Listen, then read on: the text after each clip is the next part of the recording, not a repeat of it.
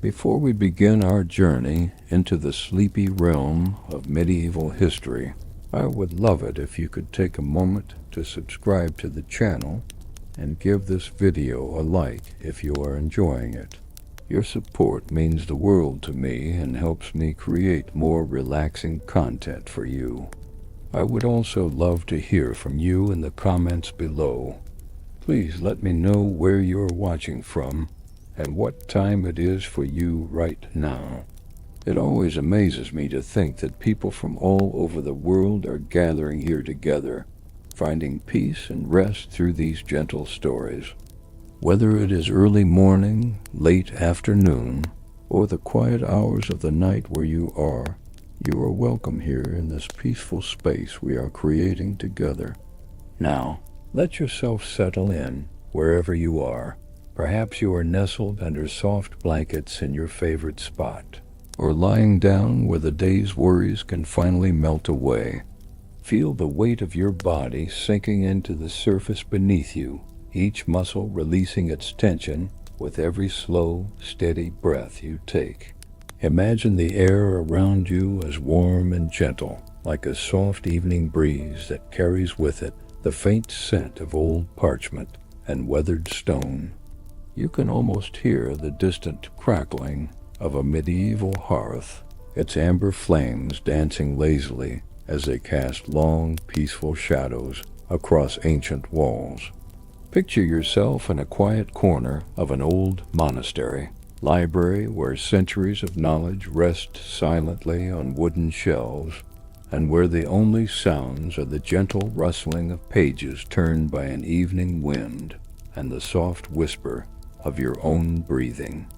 Let your eyes grow heavy as you breathe in this atmosphere of timeless tranquility, feeling completely safe and wonderfully drowsy as we prepare to drift back through the mists of time together. Our story today begins in the cobblestone streets and timber-framed houses of medieval Europe, where life moved at the gentle pace of church bells and market days,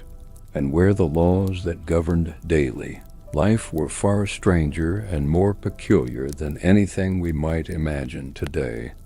The medieval period was filled with obscure rules and regulations that, by modern standards, seem almost whimsically bizarre, creating a tapestry of social order that was as complex as it was curious. Picture, if you will, the misty dawn breaking over a medieval village where thatched roofs glisten with morning dew and smoke rises in lazy spirals from cottage chimneys, while beneath this peaceful scene an intricate web of laws governed everything from when one could bake bread to how one should properly greet a neighbor.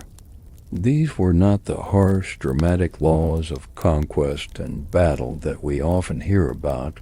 but rather the quiet, everyday regulations that shaped the rhythm of ordinary medieval life. Laws so detailed and specific that they covered nearly every aspect of human behavior, no matter how trivial it might seem to our modern minds. In the drowsy comfort of our medieval world, let us first explore the curious realm of marketplace regulations, where the simple act of buying and selling was governed by rules that would seem delightfully absurd today. When someone was found guilty of slander, they faced a most unusual punishment. They had to pay a substantial fine and then stand in the marketplace holding their nose while confessing their crime to all who passed by. Imagine the scene: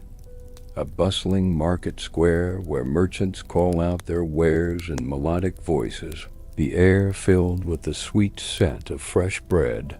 and the earthy aroma of vegetables still damp with morning dew, while in the center stands a person in the ridiculous pose of nose-holding penance, their voice carrying across the square as they admit to their transgression. The medieval mind saw this public humiliation not as cruel, but as a way to restore balance to the community, much like how we might imagine a gentle stream finding its way around rocks, always seeking harmony and equilibrium. The regulation of food and dining created some of the most wonderfully strange laws of the medieval period, rules that governed not just what people ate, but when and how they consumed their meals. Imagine yourself seated at a long wooden table in a medieval great hall, where the light of flickering candles dances across pewter plates, and the warmth of the hearth creates the perfect atmosphere for drowsy contemplation.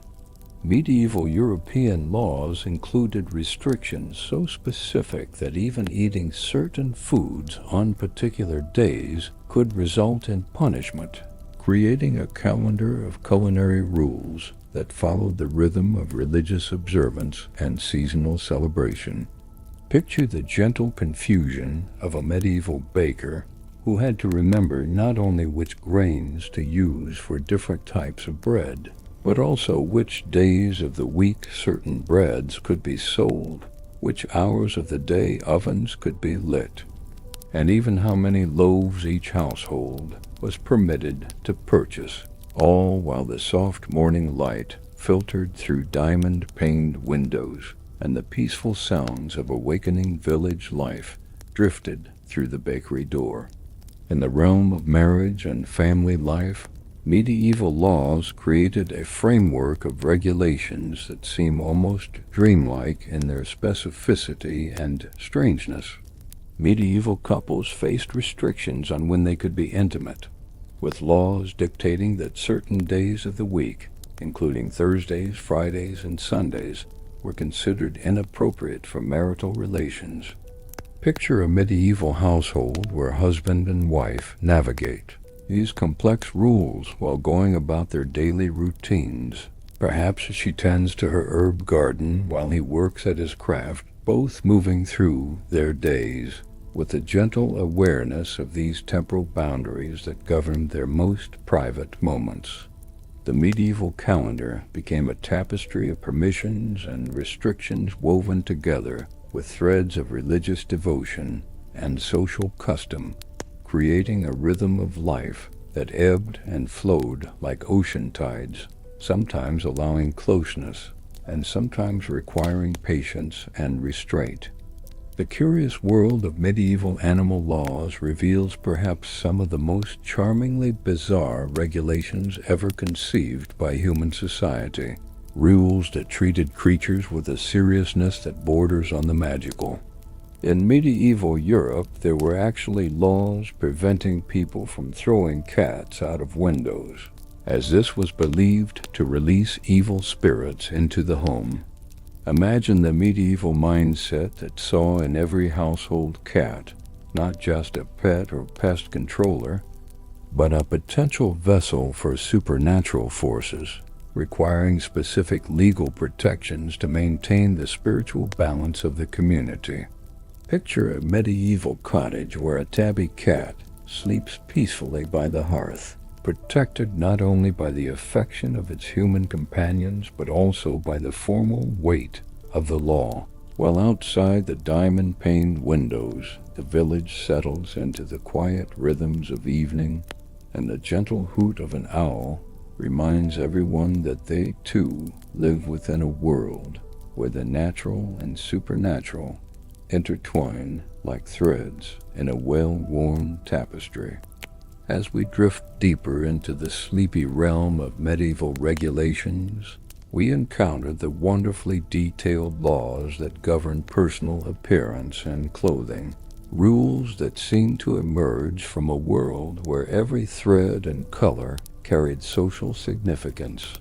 Imagine walking through a medieval street where you can immediately tell someone's profession, social status, and even their moral character simply by observing what they wear, not through choice, but through legal requirement.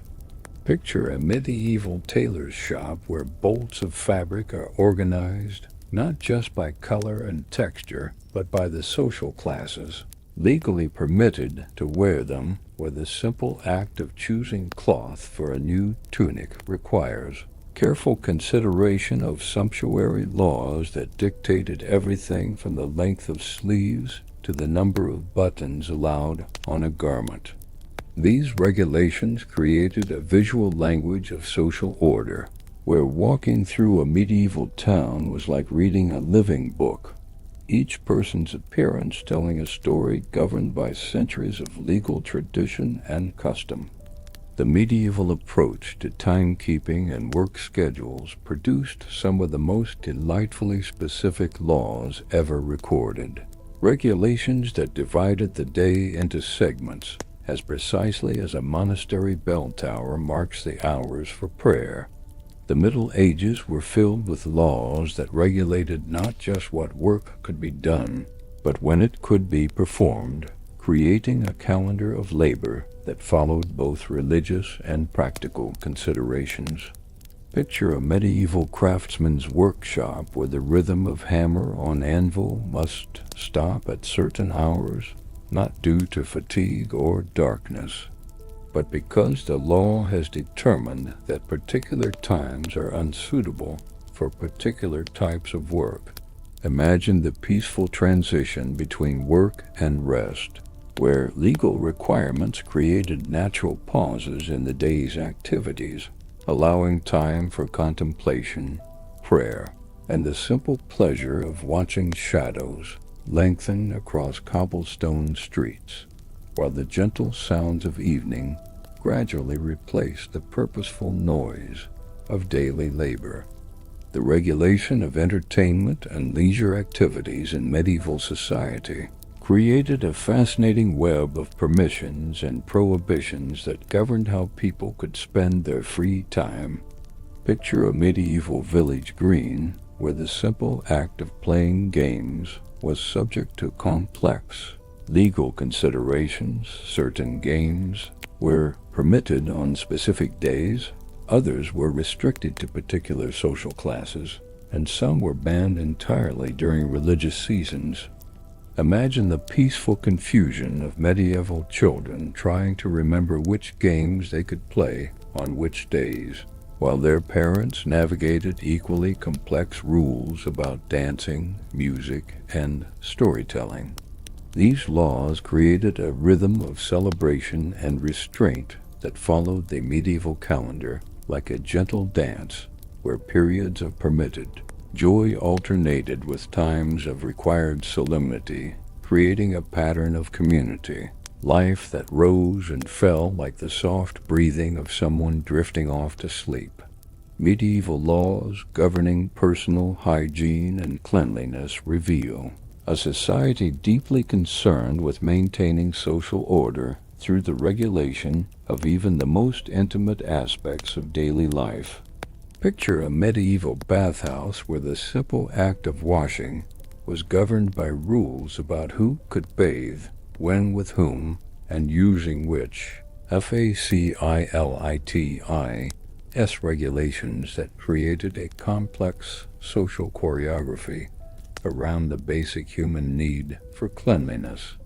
Imagine the gentle steam rising from wooden tubs filled with herb-scented water, while outside the bathhouse windows the medieval world continues its orderly dance of regulated activities, each person moving through their day with the awareness that even their most private moments are part of a larger social framework. These laws created a sense of community responsibility for personal conduct, where individual choices were seen as having collective consequences, much like how a single pebble dropped into a still pond creates ripples that eventually touch every shore. The medieval legal system as approach to debt and financial obligations produced some of the most creatively strange punishments and regulations ever devised, creating a world where economic relationships were governed by laws that seem almost fantastical in their complexity. Picture a medieval merchant's hall where the simple act of borrowing money required not just financial guarantees, but also elaborate social and spiritual obligations that bound entire families and communities into webs of mutual responsibility. Imagine a debtor who cannot repay a loan being required to perform specific acts of public penance, perhaps spending days in the marketplace reciting their financial obligations, while wearing distinctive clothing that announced their status to all who passed. These regulations created a social fabric where economic relationships were inseparable from moral and spiritual obligations, weaving together individual prosperity and community well-being in patterns as intricate as the illuminated manuscripts that recorded these ancient laws. As we continue our gentle journey through the labyrinth of medieval regulations, let us explore the fascinating world of travel and hospitality laws that governed how people moved through the countryside and interacted with strangers. In medieval Europe, the simple act of traveling from one village to another required adherence to complex rules about when one could travel, which roads could be used, and how travelers must identify themselves to local authorities. Picture a medieval wayfarer approaching a village gate at dusk, where the soft golden light of sunset illuminates thatched roofs and chimney smoke, while the traveler must present not just identification, but also proof of their purpose, their destination, and even their moral character before being granted permission to stay the night. These laws created a network of mutual responsibility across the countryside, where innkeepers, village officials, and ordinary citizens all played roles in maintaining social order through the careful monitoring of movement and migration. Much like how medieval monasteries maintained guest registers that recorded not just names and dates, but detailed observations about each visitor's behavior and intentions. The regulation of religious observance in medieval society extended far beyond what we might consider purely spiritual matters, creating laws that governed everything from how one should walk to church to the proper way of crossing oneself when passing a shrine. Imagine the gentle rhythm of medieval life where even the most casual stroll through village streets required awareness of religious protocols. Perhaps passing a wayside shrine means stopping for a moment of prayer, or hearing church bells means pausing in conversation to allow their sacred message to be fully received. Picture a medieval villager moving through their daily routine with the peaceful awareness that every action, no matter how mundane, carries potential spiritual significance and may be subject to community observation and gentle correction. These laws created a seamless integration of sacred and secular life, where the boundaries between religious duty and civil obligation dissolved like morning mist, leaving behind a unified framework for living that encompassed both earthly practicality and heavenly aspiration. Medieval laws governing education and literacy reveal a society where knowledge itself was considered a form of property subject to careful regulation and distribution. In the drowsy comfort of our medieval world, picture a monastery scriptorium where monks bend over illuminated manuscripts, their quills scratching softly against parchment while candles flicker in the peaceful silence, and where every book copied must be registered with church authorities and secular officials who monitor the spread of written knowledge like gardeners tending precious plants. Imagine the gentle concentration required to navigate laws that dictated not just who could learn to read and write, but what texts they were permitted to study, which languages they could learn, and even how many books a household was allowed to own. These regulations created a carefully controlled flow of information through medieval society, where literacy was not just a personal skill, but a social responsibility that connected individual learning to community welfare and spiritual health. The fascinating world of medieval agricultural laws reveals regulations so detailed and specific that they governed everything from when farmers could plant their crops to how they should treat their draft animals during different seasons. Picture a medieval farming village where the rhythm of agricultural life follows not just the natural calendar of seasons, but also a complex legal framework that determines when fields can be plowed, which crops can be planted where, and even how grain should be stored and distributed. Imagine a farmer stepping out into morning fields where dew still clings to growing wheat, knowing that every decision about cultivation, harvest, and animal care must align with regulations that have evolved over centuries to balance individual prosperity with community survival. These laws created an agricultural system where farming was as much a social art as a practical skill, requiring farmers to consider not just soil conditions and weather patterns, but also legal obligations that connected their individual plots to the broader tapestry of village life and regional food security. As evening deepens around our medieval world, let us explore the curiously specific laws that govern funeral practices and the treatment of the deceased. Regulations that reveal medieval society's complex relationship with death and remembrance. Picture a medieval churchyard where ancient yew trees cast long shadows across weathered headstones, and where even the simple act of burial required adherence to elaborate rules about grave placement, funeral timing, and mourning behavior. Imagine a medieval family navigating laws that dictated not just how long mourning periods should last, but also what clothing mourners should wear, which prayers could be said at graveside, and even how funeral meals should be prepared and shared. These regulations created a framework for grief that transformed personal loss into community ritual, where individual sorrow became part of a larger social process of healing and remembrance, much like how medieval churches incorporated memorial stones into their very walls, making the memory of the departed a permanent part of the living community's sacred space.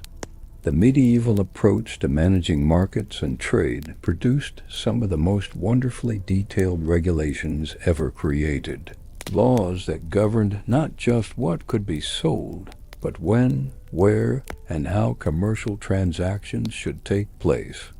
Picture a medieval market square on a drowsy afternoon where merchants display their wares under colorful awnings, and where every aspect of buying and selling follows ancient protocols that have evolved to balance individual profit with community welfare. Imagine the gentle complexity of a system where price controls were not abstract economic policies, but personal relationships between neighbors who knew each other's families, circumstances, and needs. These laws created markets that functioned as much as social gathering places as commercial centers, where the exchange of goods was inseparable from the exchange of news, gossip, and mutual support, creating a web of economic relationships that resembled a slow, intricate dance more than the hurried transactions of modern commerce. Medieval laws regarding the treatment of mental illness and disability reveal a society struggling to balance compassion with social order, creating regulations that seem both surprisingly progressive and startlingly harsh by modern standards. Picture a medieval village where individuals with mental disabilities were protected by laws that required community care and support, but were also subject to restrictions that limited their movement and social interaction. Imagine the gentle confusion of a legal system that simultaneously recognized the vulnerability of disabled individuals and sought to control their behavior, creating a framework of care that was both protective and constraining. These laws reflected medieval society's attempt to create order in the face of conditions they could not fully understand, much like how a medieval herb garden combined plants known to heal with those believed to protect against unknown dangers, creating a holistic approach to wellness that encompassed both practical medicine and spiritual protection. The regulation of fire safety and prevention in medieval communities produced laws that governed everything from how candles should be extinguished to when cooking fires could be lit, creating a comprehensive system for managing one of the greatest threats to medieval life. Picture a medieval town at twilight, where the soft glow of hearth fires creates a warm amber light in cottage windows, while every flame is subject to careful regulation designed to prevent the disasters that could destroy entire communities in a matter of hours. Imagine the peaceful evening routine of a medieval household, where banking the fire for the night involves not just practical considerations of warmth and cooking, but also compliance with laws that dictate proper fire management techniques, acceptable fuel types, and even the proper way to dispose of ashes. These regulations created a culture of shared responsibility for fire safety, where individual households were part of a larger network of mutual protection, much like how medieval bell towers served not just as timekeepers, but as early warning systems that could alert entire regions to approaching danger. As we drift deeper into the sleepy realm of medieval legal peculiarities, we encounter the fascinating world of sumptuary laws that governed luxury consumption and personal display, regulations that seem almost quaint in their detailed attention to the social significance of material possessions. Picture a medieval street where you can read the complex social hierarchy of the community simply by observing what people wear, eat, and own, not through personal choice, but through legal requirement that transforms individual appearance into a form of social communication. Imagine a medieval merchant's family navigating laws that dictate not just how much they can spend on clothing, but also what materials they can use, which colors they can wear, and even how many servants they can employ at different social events.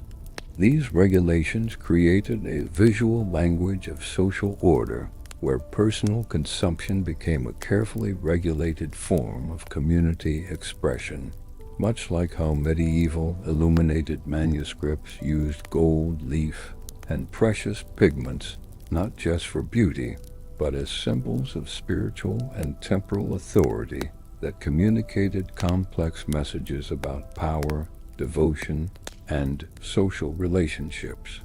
The medieval legal system's approach to environmental protection and natural resource management produced some surprisingly sophisticated regulations that governed everything from forest use to water rights, creating a framework for conservation that balanced individual needs with community sustainability.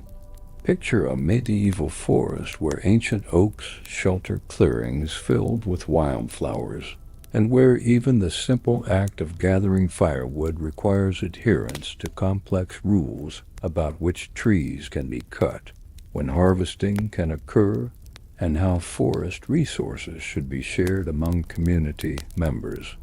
Imagine a medieval miller whose water wheel turns slowly in a stream that flows according to legal agreements negotiated among dozens of upstream and downstream users, each with carefully defined rights and responsibilities that have evolved over generations of practical experience and legal precedent. These laws created a system of environmental stewardship where natural resources were seen not as commodities to be exploited, but as community assets that required careful management and protection for future generations. Much like how medieval monasteries maintained herb gardens that served both practical and spiritual purposes, creating spaces where human needs and natural systems could coexist in peaceful harmony. The curious world of medieval guild regulations reveals laws that governed not just how craftsmen practiced their trades, but also how they lived their daily lives, creating professional communities that functioned almost like extended families with their own internal legal systems. Picture a medieval workshop where the soft sounds of craftsmanship, the gentle tapping of a goldsmith's hammer, the rhythmic creaking of a weaver's loom, the peaceful scraping of a carpenter's plane, create a symphony of productive labor governed by guild laws that dictate everything from working hours to apprenticeship requirements. Imagine a young apprentice learning not just the technical skills of their chosen craft, but also the complex social protocols that govern relationships between masters, journeymen, and apprentices, creating a framework for professional development that encompasses both technical competency and moral character. These guild laws created professional communities where individual success was inseparable from collective welfare, where the quality of one craftsman's work reflected on the reputation of the entire guild, and where economic competition was balanced by mutual support and shared responsibility for maintaining professional standards and community well-being. The medieval regulation of music and performance created a fascinating tapestry of laws that governed not just what could be sung or played, but when and where musical expression was permitted within the community.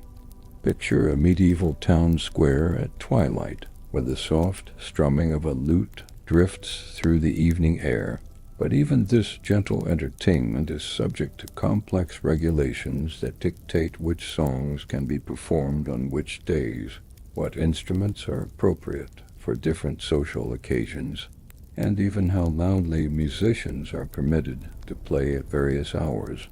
Imagine a traveling minstrel who must navigate not only the artistic demands of their craft, but also a web of local laws that might permit certain ballads in one village while forbidding them in the next, creating a professional life that requires as much legal knowledge as musical skill. These regulations transformed music from simple entertainment into a carefully regulated form of social communication, where melodies and lyrics carried not just artistic meaning, but also legal significance, much like how medieval church bells communicated not just the time of day, but also religious festivals, community emergencies, and social hierarchies through their carefully orchestrated patterns of ringing. As we drift deeper into the drowsy world of medieval legal curiosities, let us explore the wonderfully specific laws that govern personal grooming and appearance, regulations that extended far beyond clothing to encompass everything from hairstyles to beard length.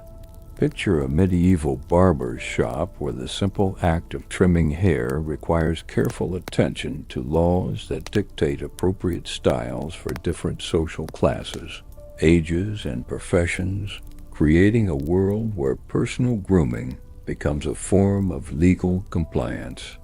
Imagine the peaceful morning routine of a medieval citizen who must consider not just personal preference and practical convenience when choosing how to style their hair, but also legal requirements that connect individual appearance to social responsibility and community standards. These laws created a visual language of identity where personal grooming choices communicated complex information about status, profession, moral character, and social allegiances, transforming everyday activities like combing hair or trimming beards into acts of civic participation that helped maintain the intricate social fabric of medieval community life. The medieval approach to regulating hospitality and innkeeping produced some of the most detailed and protective laws ever created for travelers. Regulations that transformed temporary accommodation into a sacred duty protected by both civil and religious authority. Picture a medieval inn where weary travelers find shelter from the evening mist, and where the simple act of providing a room and meal is governed by elaborate laws that dictate everything from room rates to meal quality, creating a system of hospitality that balanced commercial profit with moral obligation. Imagine the gentle complexity of an innkeeper's life where providing accommodation requires not just practical skills in cooking and housekeeping, but also careful attention to legal requirements that govern guest safety, privacy, and fair treatment. These regulations created a network of protected spaces throughout the medieval world where travelers could find not just physical shelter, but also legal sanctuary, much like how medieval monasteries provided hospitality as both practical service and spiritual duty, creating waypoints of safety and comfort that enabled the movement of people, goods, and ideas across vast distances. Medieval laws governing childhood and education reveal a society deeply concerned with the proper development of young minds and bodies, creating regulations that seem both remarkably progressive and charmingly specific in their attention to the details of growing up. Picture a medieval schoolroom where children bend over their lessons while soft sunlight filters through diamond-paned windows, and where every aspect of their education is governed by laws that dictate not just what subjects they should study, but also how many hours they should spend in learning, what punishments are appropriate for misbehavior, and even what games they are permitted to play during their leisure time. Imagine the peaceful routine of a medieval child whose day unfolds according to educational laws that balance intellectual development with physical health, moral instruction with practical skills, creating a framework for childhood that sees young people not just as future adults, but as current members of the community with their own rights and responsibilities. These laws created an educational system where learning was seen as both individual development and social investment, where the proper training of children was considered essential to the welfare of the entire community. The fascinating world of medieval property and inheritance laws reveals a legal system that governed not just who could own what, but also how property relationships connected individuals to their families, communities, and spiritual obligations. Picture a medieval manor house where the soft glow of evening candles illuminates ancient family portraits, and where every piece of furniture, every acre of land, every domestic animal exists within a complex web of legal relationships that determine not just current ownership, but also future inheritance, community obligations, and spiritual responsibilities. Imagine the gentle complexity of medieval life where owning property requires not just financial resources, but also adherence to laws that connect individual wealth to family honor, community service, and religious duty. These regulations created a system of ownership where property was not just personal wealth, but also social responsibility, where individual prosperity was inseparable from community welfare, much like how medieval manor houses served not just as private residences, but also as centers of agricultural production, social organization, and local government that supported entire communities through carefully balanced relationships of mutual obligation and support. As evening settles over our medieval world, let us explore the curiously detailed laws that govern seasonal celebrations and community festivals. Regulations that transform simple joy into carefully orchestrated expressions of social unity and spiritual devotion. Picture a medieval village green where community members gather for harvest celebrations, but where even the spontaneous expression of happiness is subject to laws that dictate appropriate forms of music, dance, food, and decoration for different festivals throughout the year. Imagine the gentle preparations for a medieval feast where organizers must navigate not just practical considerations of food and entertainment, but also legal requirements that govern everything from guest lists to menu choices, creating celebrations that balance individual joy with community harmony. These laws created a calendar of regulated celebration where festivals serve not just as entertainment, but as opportunities for community bonding, social education, and spiritual renewal, much like how medieval feast days combined religious observance with practical rest from labor, creating rhythms of work and celebration that sustained both individual well-being and community cohesion throughout the changing seasons. A medieval regulation of healing and medical practice produced laws that governed not just who could treat illness, but also what methods were acceptable, which remedies could be prescribed, and even how patients should behave during treatment. Picture a medieval healing chamber where herbs hang in fragrant bundles from the rafters, and where the soft light of oil lamps creates a peaceful atmosphere for recovery, but where every aspect of medical treatment is governed by laws that balance traditional knowledge with religious doctrine, practical effectiveness with social acceptability.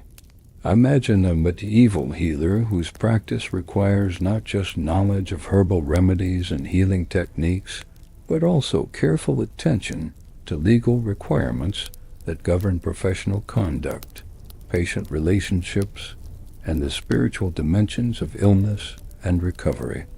These laws created a medical system where healing was seen not just as technical intervention, but as spiritual ministry, where the treatment of physical ailments was inseparable from care for the soul, creating approaches to health and wellness that encompassed both practical medicine and divine intervention in carefully balanced harmony.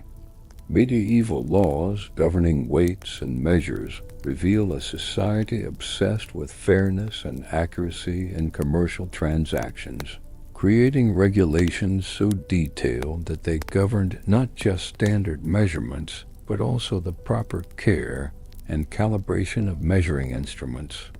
Picture a medieval marketplace where merchants display their goods alongside carefully maintained scales and measuring rods, and where the simple act of buying grain or cloth requires adherence to complex laws that ensure fairness and prevent fraud through standardized measurements that are regularly inspected and certified by community officials. Imagine the peaceful routine of a medieval merchant whose daily work requires not just knowledge of market conditions and customer preferences, but also careful attention to legal requirements that govern the accuracy of weights, the calibration of measures, and the proper documentation of commercial transactions. These laws created a commercial system where trust was built through legal compliance rather than personal relationships alone, where standardized measurements enabled trade across vast distances and cultural differences, much like how medieval monasteries maintained standard measures, not just for their own use, but as community resources that supported fair trade and honest commerce throughout their regions. The curious world of medieval animal husbandry laws reveals regulations that governed not just how domestic animals should be cared for, but also their legal status within the community and their relationships to human social structures. Picture a medieval farmyard where chickens scratch peacefully in the dirt while cows graze in nearby pastures, and where every animal exists within a complex legal framework that determines not just their care and use, but also their social significance and spiritual meaning within the community. Imagine a medieval farmer whose relationship with livestock requires not just practical knowledge of animal husbandry, but also careful attention to laws that govern breeding practices, grazing rights, animal welfare, and even the proper treatment of working animals during different seasons and religious observances. These laws created a system of human-animal relationships where domestic creatures were seen not just as property or resources, but as participants in the community's social and spiritual life, where the welfare of animals was connected to human moral character and community well-being. Medieval regulations governing water usage and management created some of the most sophisticated resource-sharing laws ever developed, establishing systems that balanced individual needs with community sustainability across entire watersheds and river systems. Picture a medieval mill beside a gently flowing stream where the soft sound of turning water wheels creates a peaceful rhythm that has continued for generations, but where every drop of water that turns the wheel is governed by laws that carefully balance the miller's needs with those of upstream and downstream users. Imagine the gentle complexity of a legal system where water rights were not abstract property concepts, but practical agreements between neighbors who understood that individual prosperity depended on collective stewardship of shared resources. These laws created watershed communities where individual water use was inseparable from community water management, where the actions of one user affected the welfare of all others, much like how medieval irrigation systems required cooperation between entire villages to maintain the channels, gates, and agreements that enabled agricultural prosperity across broad regions through carefully coordinated water sharing that sustained both individual farms and collective food security. The medieval approach to regulating speech and communication created a fascinating web of laws that governed not just what could be said, but how, when, and to whom different types of information could be shared within the community. Picture a medieval town where conversations flow like gentle streams through cobblestone streets, but where every word spoken in public spaces is subject to complex regulations that balance free expression with social harmony, individual truth-telling with community peace. Imagine the careful consideration required in medieval social interaction, where sharing news, expressing opinions, or even engaging in casual gossip requires awareness of laws that protect both speakers and listeners from the potential harm of uncontrolled information. These regulations created a culture of mindful communication where words were understood to have power not just to inform and entertain, but also to heal or harm community relationships, much like how medieval monasteries developed elaborate rules for speech that governed not only what could be discussed during different hours of the day, but also the proper tone, volume, and spiritual intention that should accompany all verbal communication within the sacred community.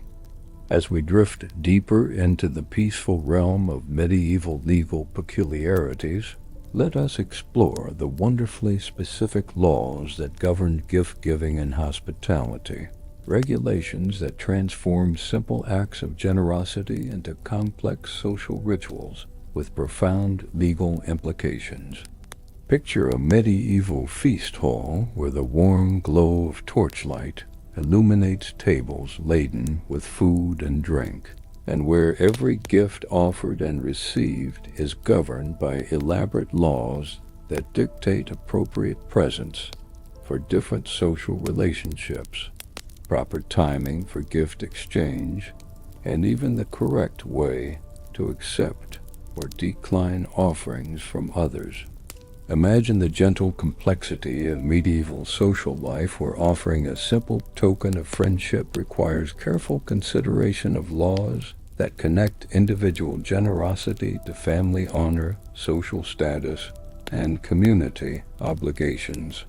These regulations created a system of gift exchange where material objects became vehicles for complex social communication, where the act of giving and receiving created bonds of mutual obligation that could last for generations, transforming simple presents into legal contracts that connected individuals, families, and entire communities in webs of reciprocal support and shared responsibility.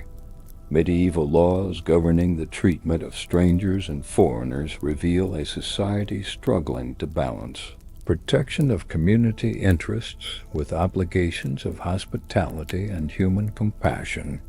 Picture a medieval border town where travelers from distant lands arrive with unfamiliar customs and languages, and where local officials must navigate complex laws that govern how outsiders should be welcomed, evaluated, and integrated into temporary community membership. Imagine the peaceful complexity of a legal system that required communities to provide basic hospitality to all travelers, while also protecting local interests through careful documentation, observation, and regulation of foreign visitors. These laws created a framework for cross-cultural interaction, where strangers were neither automatically welcome nor immediately rejected, but rather carefully evaluated according to established protocols that balanced individual rights with collective security. Much like how medieval pilgrimage routes developed standardized systems of hospitality that enabled people from different cultures and languages to travel safely across vast distances while respecting local customs and contributing to community welfare through their temporary presence. The fascinating world of medieval craft and production laws reveals regulations that governed not just what could be made and sold, but also the spiritual and social significance of human creative labor within the broader community. Picture a medieval workshop where the soft sounds of skilled craftsmanship create a peaceful symphony of productive activity, and where every technique, tool, and finished product exists within a complex legal framework that connects individual creativity to guild standards, community needs, and even spiritual obligations. Imagine a medieval artisan whose daily work requires not just technical skill and artistic vision, but also careful attention to laws that govern material quality, production methods, working hours, and the proper relationship between craftsman and customer. These regulations created a system of production where making things was understood as both economic activity and spiritual practice, where the quality of craftsmanship reflected not just individual skill, but also moral character and community values, transforming workshops into spaces where material creation and spiritual development occurred simultaneously. Through the careful application of both technical knowledge and ethical principles, medieval regulations governing courtship and marriage negotiations produced some of the most delicately complex laws ever created for managing romantic relationships and family formation. Picture a medieval garden where young couples walk along flower-bordered paths under the watchful eyes of family members, and where every aspect of their developing relationship is governed by laws that balance personal affection with family interests, individual choice with community stability. Imagine the gentle formality of medieval courtship, where expressions of romantic interest must navigate complex legal requirements that govern appropriate behavior, proper supervision, gift exchange, and the gradual progression from initial attraction to formal betrothal. These laws created a framework for romance where love was not seen as purely personal emotion, but as social force that required careful management to ensure positive outcomes for individuals, families,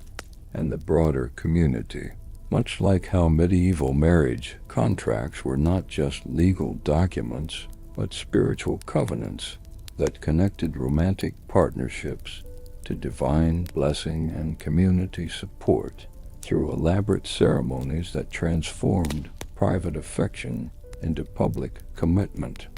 As evening deepens around our medieval world, let us explore the curiously detailed laws that govern sleep and rest, regulations that seem almost dreamlike in their attention to the proper management of human rest and recovery.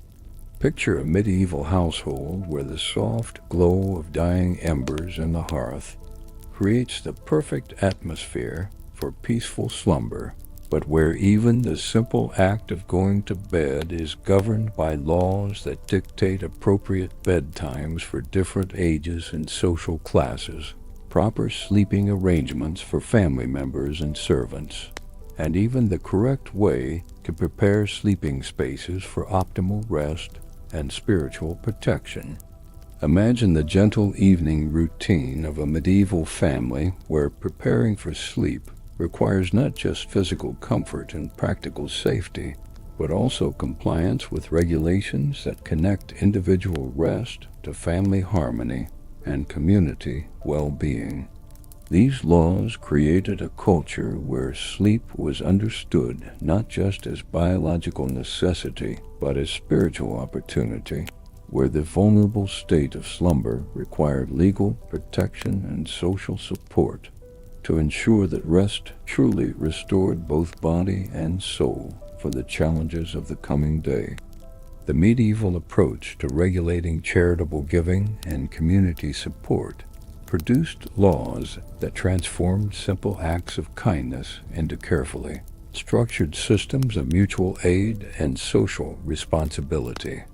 Picture a medieval monastery where monks distribute bread to the poor while morning mist rises from the surrounding fields, and where every act of charity is governed by complex laws that balance individual generosity with institutional sustainability, immediate need with long-term community welfare. Imagine the peaceful complexity of a legal system where helping others requires not just compassionate intention, but also careful attention to regulations that govern appropriate recipients, proper distribution methods, and even the spiritual obligations that accompany both giving and receiving charitable assistance. These laws created networks of mutual support where individual prosperity was understood to carry collective responsibility, where personal wealth was seen as community resource that required careful stewardship for the benefit of all members of society. Much like how medieval guilds developed elaborate systems of mutual aid that provided support for members during illness, disability, and economic hardship through carefully managed funds that transformed individual contributions into collective security. Medieval laws governing the celebration of life transitions and milestone events reveal a society deeply concerned with marking important moments through carefully regulated community rituals and celebrations. Picture a medieval village church where families gather to celebrate baptisms, confirmations, marriages, and other significant life events, and where every aspect of these celebrations is governed by laws that dictate appropriate rituals, proper participants, acceptable forms of festivity, and even the correct way to integrate individual milestones into the broader rhythm of community life. Imagine the gentle joy of medieval celebration, where marking personal achievements and transitions requires not just family happiness, but also compliance with regulations that connect individual life events to community values and spiritual traditions. These laws created a framework for celebration where personal milestones became opportunities for community bonding and spiritual renewal, where individual joy was shared and amplified through carefully structured social rituals that transformed private moments into collective experiences of meaning and connection. The curious world of medieval transportation and road maintenance laws reveals regulations that governed not just how people and goods could move through the landscape, but also the shared responsibility for maintaining the infrastructure that enabled medieval commerce and communication. Picture a medieval road winding through peaceful countryside, where travelers move slowly through landscapes of fields and forests, and where every mile of pathway is maintained through complex legal agreements between local communities, individual landowners, and traveling merchants who all benefit from safe and accessible transportation routes.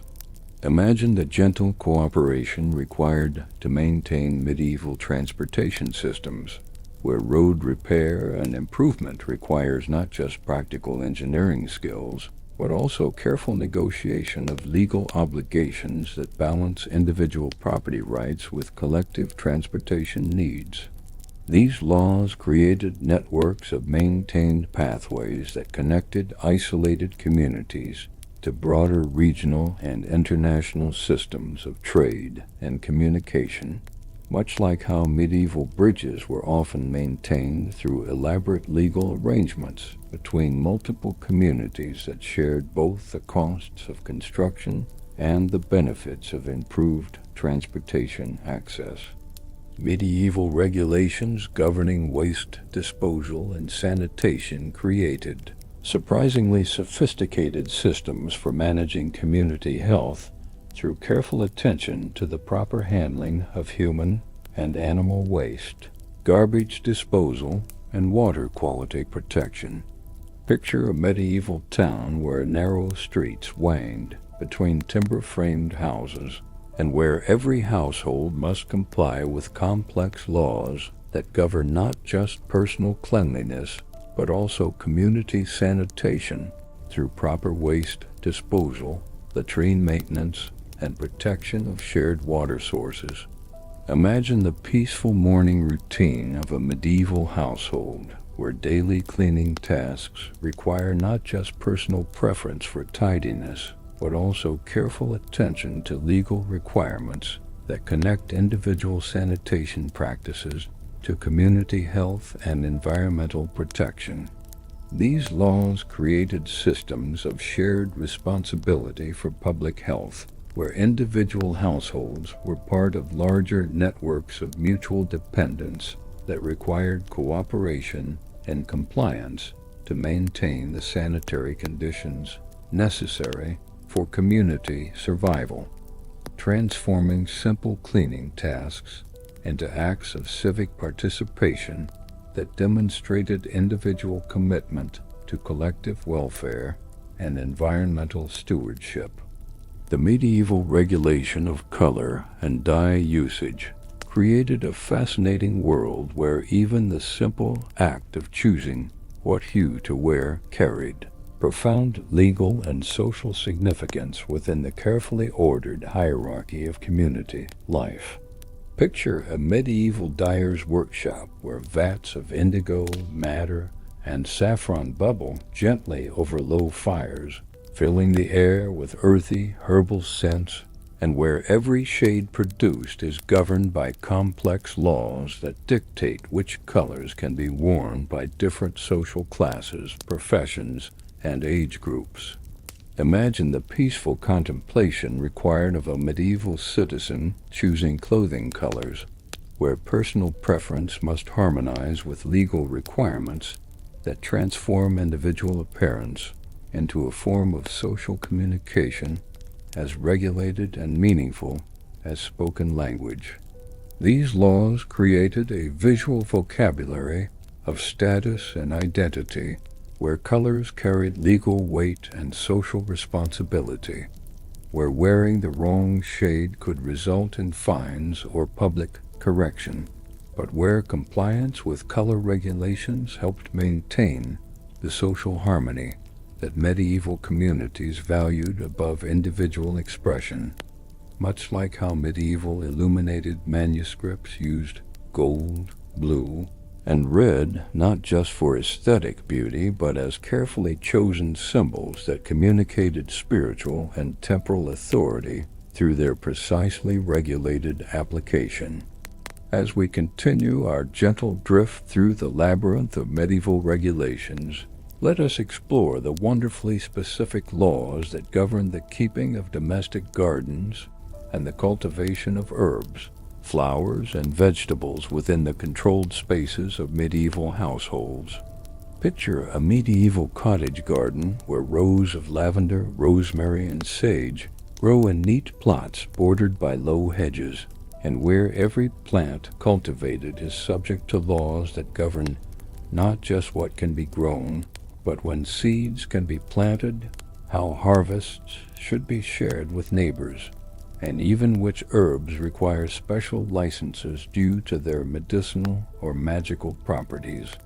Imagine the peaceful morning routine of a medieval gardener who tends growing plants with awareness that garden cultivation requires not just practical knowledge of soil and seasons, but also careful attention to legal requirements that connect individual gardening to community food security, medical practice, and spiritual well-being. These laws created systems of agricultural cooperation where private gardens were understood as components of larger community food systems, where individual cultivation choices affected collective welfare, transforming simple gardening into acts of civic responsibility that demonstrated personal commitment to neighborhood prosperity and regional sustainability. Through careful stewardship of both cultivated and wild plant communities. Medieval laws governing the treatment of books and written materials reveal a society that understood literacy and documentation as precious resources, requiring careful protection and regulated access within communities where written knowledge was both rare and powerful. Picture a medieval scriptorium where monks bend over parchment pages in pools of candlelight, their careful script creating books that will be treasured for generations, and where every manuscript produced is governed by complex laws that dictate proper storage, appropriate readers, and even the correct way to handle precious text to prevent damage or unauthorized copying. Imagine the reverent atmosphere of medieval libraries where accessing written knowledge requires not just reading ability, but also compliance with regulations that balance intellectual curiosity with respect for the material and spiritual value of books as containers of human wisdom and divine revelation. These laws created cultures of literacy where reading and writing were understood as both personal privileges and social responsibilities, where individual access to knowledge carried obligations to preserve and share learning for future generations. Much like how medieval monasteries maintained libraries that served not just their own communities, but also provided carefully regulated access to scholars and students from distant regions who traveled great distances to consult rare texts and specialized knowledge. The fascinating world of medieval fishing and water rights laws reveals regulations that govern not just who could catch fish and where, but also the complex relationships between individual subsistence needs and community resource management across entire watersheds and coastal regions. Picture a medieval fishing village where boats rest peacefully on sandy beaches while nets dry in the morning sun, and where every aspect of fishing activity is governed by laws that balance individual livelihood with community sustainability, immediate needs with long-term resource conservation. Imagine the gentle complexity of a legal system where fishing rights were not simple property ownership, but carefully negotiated relationships between fishermen, boat owners, net makers, and community officials who all shared responsibility for maintaining fish populations and marine environments that sustained entire regions. These laws created networks of mutual dependence where individual fishing success was inseparable from collective resource stewardship, where personal prosperity required community cooperation in managing shared natural resources, transforming fishing from simple subsistence activity into sophisticated systems of environmental management that balanced human needs with ecological sustainability through carefully developed practices of seasonal restriction, area rotation, and catch limitation. Medieval regulations governing the practice of midwifery and childbirth assistance created some of the most detailed and protective laws ever developed for ensuring safe delivery and proper care of mothers and infants during the vulnerable period surrounding birth. Picture a medieval birthing chamber where soft lamplight creates a warm, peaceful atmosphere while experienced women provide comfort and assistance to laboring mothers, and where every aspect of childbirth care is governed by laws that dictate proper qualifications for birth attendants, appropriate procedures for different complications, and even the correct spiritual practices that should accompany the physical process of bringing new life into the world.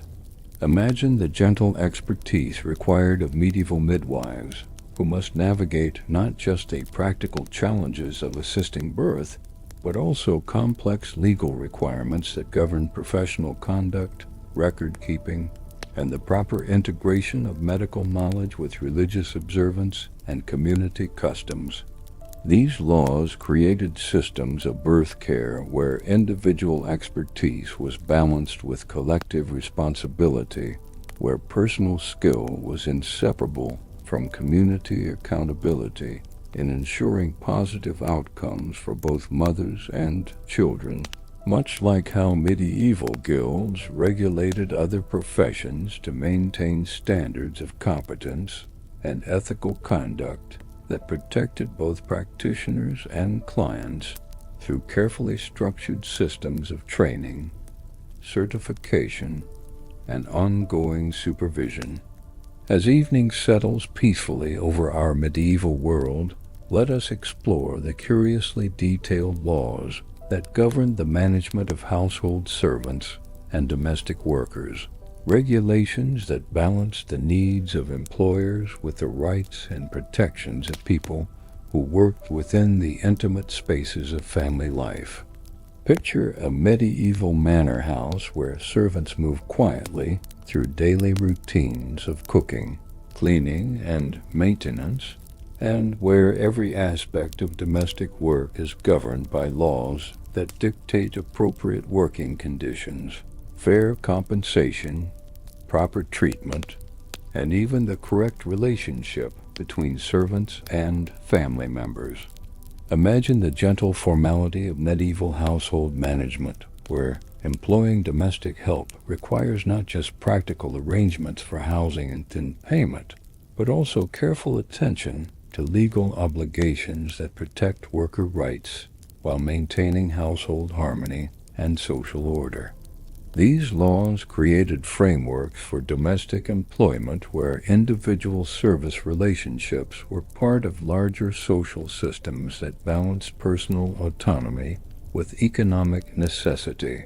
where working in private households was regulated by public law to ensure fair treatment and appropriate compensation, transforming domestic service from personal arrangements into professionally regulated relationships that protected both employers and workers through established standards of conduct and mutual obligation.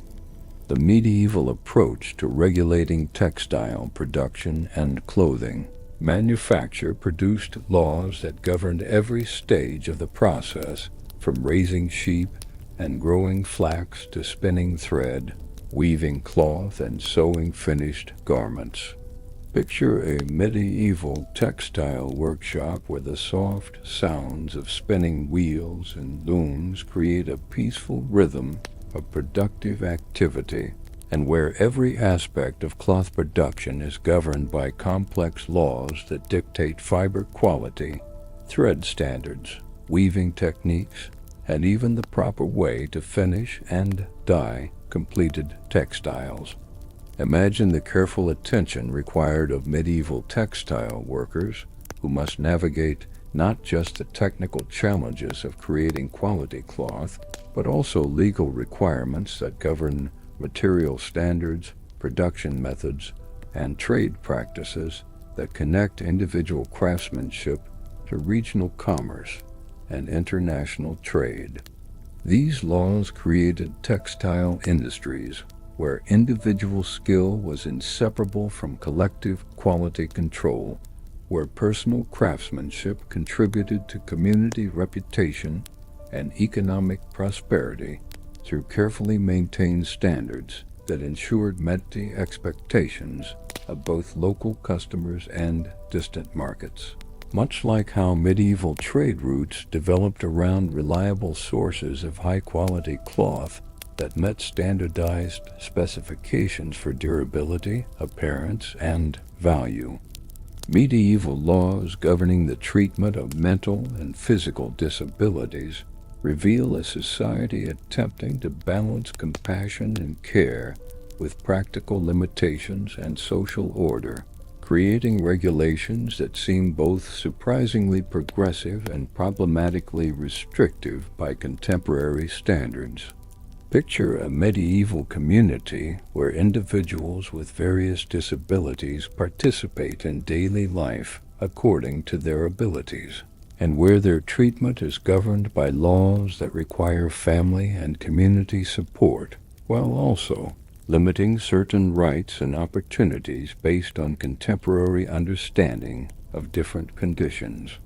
Imagine the complex moral landscape of medieval disability law, where individual worth was recognized through requirements for care and protection, but where social participation was restricted through limitations that reflected both practical concerns and cultural beliefs about capacity and responsibility.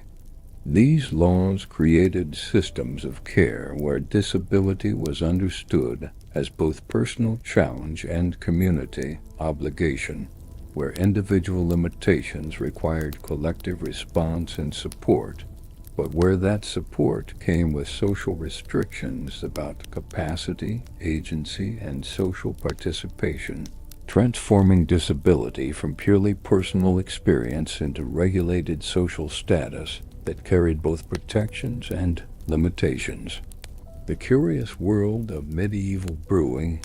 and alcohol regulation reveals laws that governed not just who could produce and sell alcoholic beverages, but also when and how alcohol could be consumed within the carefully managed social life of medieval communities. Picture a medieval brewery where barley and hops bubbled gently in wooden vats, while the sweet, yeasty scent of fermentation fills the air, and where every aspect of alcohol production is governed by complex laws that balance individual brewing rights with community concerns about public order, health, and moral behavior.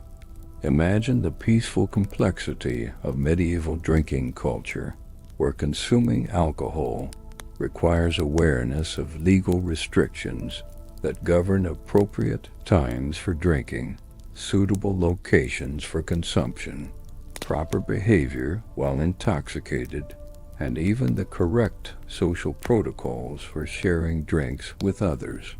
These laws created frameworks for alcohol use where individual consumption choices were part of larger community agreements about appropriate behavior, where personal drinking was regulated to maintain social harmony and public order. Much like how medieval feast days included elaborate protocols for ceremonial drinking that transformed alcohol consumption from simple personal pleasure into regulated social ritual that reinforced community bonds and cultural values through shared participation in carefully structured celebrations. Medieval regulations governing the construction and maintenance of bridges, roads, and other public infrastructure created sophisticated systems of shared responsibility that balanced individual property rights with collective transportation needs across entire regions and kingdoms. Picture a medieval stone bridge arching gracefully over a peaceful river while travelers cross safely between distant communities, and where every stone of the structure exists within a complex legal framework that governs construction funding, maintenance responsibilities, usage rights, and toll collection that enables ongoing repair and improvement. Imagine the gentle cooperation required to maintain medieval infrastructure, where bridge and road maintenance requires not just engineering expertise and physical labor, but also careful negotiation of legal obligations that connect individual property owners, local communities, regional authorities, and traveling merchants in networks of mutual benefit and shared responsibility. These laws created transportation systems where individual mobility was inseparable from collective infrastructure investment, where personal travel depended on community commitment to maintaining shared resources, transforming bridges and roads from simple physical structures into complex social institutions that connected isolated communities to broader networks of trade, communication, and cultural exchange through carefully managed systems of construction, maintenance, and access that balanced private interests with public benefit. The medieval regulation of storytelling and oral tradition created a fascinating world where even the simple act of sharing tales and passing down family histories was governed by laws that balanced the preservation of cultural memory with concerns about accuracy, propriety, and social order. Picture a medieval great hall where the soft glow of firelight dances across the faces of listeners gathered around a storyteller, and where every tale shared is subject to complex regulations that govern appropriate content for different audiences, proper attribution of traditional stories, and even the correct way to modify inherited narratives for contemporary circumstances. Imagine the gentle responsibility of medieval storytellers who must navigate not just the artistic challenges of engaging their audiences, but also legal requirements that connect individual narrative choices to community values, historical accuracy, and spiritual instruction. These laws created cultures of storytelling where oral tradition was understood as both entertainment and education, where individual creativity was balanced with collective responsibility for preserving and transmitting the wisdom, values, and experiences of previous generations through carefully regulated practices of narrative sharing, that transformed simple storytelling into sacred acts of cultural preservation and moral instruction. As we approach the peaceful conclusion of our journey through medieval legal curiosities, let us explore the wonderfully specific laws that govern the treatment of the elderly and the management of old age within communities that valued both respect for experience and practical concerns about care and resources. Picture a medieval household where grandparents share wisdom and stories with younger generations, while the soft light of evening candles creates an atmosphere of intergenerational connection, and where every aspect of elder care is governed by laws that balance family obligations with community support, individual dignity with practical limitations.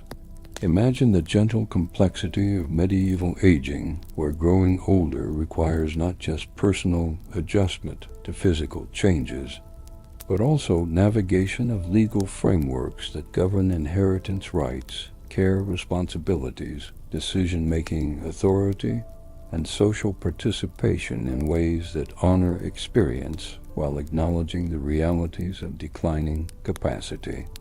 These laws created systems of elder care where individual aging was understood as both personal journey and community responsibility, where the wisdom of experience was valued but balanced with practical concerns about capacity and care. Much like how medieval monasteries developed sophisticated approaches to caring for aging members that balanced respect for accumulated spiritual wisdom with recognition of changing physical and mental abilities.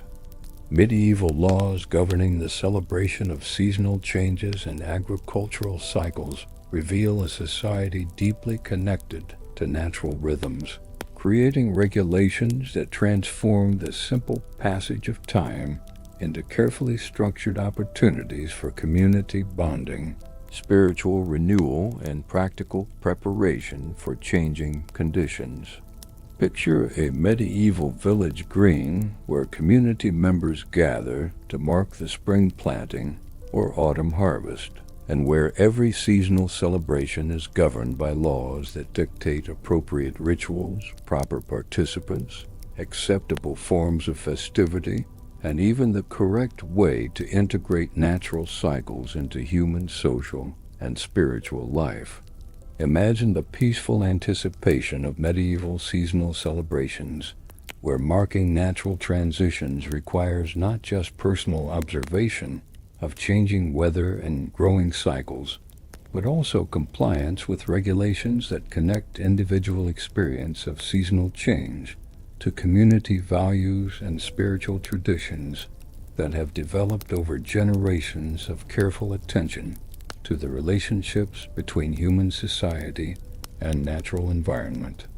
These laws created frameworks for seasonal celebration, where individual awareness of natural cycles became opportunities for collective recognition of humanity's dependence on natural systems and divine providence through carefully structured rituals that balanced practical preparation with spiritual reflection.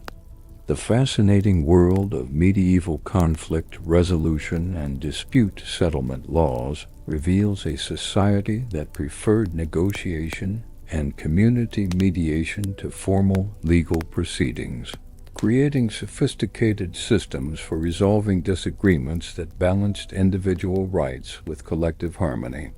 Picture a medieval village square where community elders sit beneath an ancient oak tree while disputing neighbors present their cases in the peaceful atmosphere of collective problem solving, and where every conflict resolution process is governed by laws that emphasize restoration of relationships over punishment of wrongdoing. Imagine the gentle wisdom required of medieval mediators who must navigate not just the specific details of individual disputes, but also complex legal traditions that prioritize community healing over individual victory, collective wisdom over formal procedure, and long-term relationship preservation over short-term satisfaction. These laws created cultures of conflict resolution, where individual disagreements were understood as opportunities for community learning and relationship strengthening, where personal disputes required collective attention and wisdom to transform conflict into deeper understanding and stronger social bonds. As the peaceful twilight of our medieval journey deepens around us, let us reflect on the wonderfully human complexity of these ancient laws that governed every aspect of daily life with such detailed attention to the connections between individual behavior and collective welfare. Picture the medieval world we have explored together, where cobblestone streets wanged between timber-framed houses, where candlelight flickers in diamond-paned windows, where the gentle sounds of daily life create a symphony of human activity governed by centuries of accumulated wisdom about how people can live together in harmony and mutual support. Imagine yourself as a medieval citizen moving through days structured by these elaborate regulations, finding in their complexity not restriction but guidance, not limitation but protection, not burden but belonging to a community that cares enough about collective welfare to think carefully about every aspect of human interaction and social organization. These medieval laws, strange and wonderful as they seem to our modern minds, reveal a society deeply committed to the idea that individual freedom must be balanced with collective responsibility, that personal desires must harmonize with community needs, and that human behavior requires careful regulation not to oppress, but to enable flourishing within the complex web of relationships that make civilized life possible. Picture the medieval lawmakers who created these regulations sitting in candlelit chambers while they pondered the infinite complexity of human nature and social organization, crafting rules that attempted to address every possible situation with wisdom, compassion, and practical understanding of how communities can thrive when individual interests are balanced with collective welfare through carefully considered legal frameworks that transform potential chaos into peaceful order. As we reach the gentle conclusion of our exploration, let yourself sink deeper into the peaceful atmosphere we have created together, feeling the weight of centuries settling around you like a comfortable blanket woven from the accumulated wisdom of generations who understood that human community requires both individual responsibility and collective care. Allow your breathing to slow and deepen as you imagine yourself drifting off to sleep in a medieval chamber where the dying embers of a hearth fire cast gentle shadows on stone walls, where the soft sounds of a peaceful village settling into night create the perfect lullaby for rest and dreams. Feel yourself surrounded by the protective embrace of community laws that, however strange they might seem, were created by people who care deeply about ensuring that everyone could find safety, belonging, and purpose within the shared life of their communities.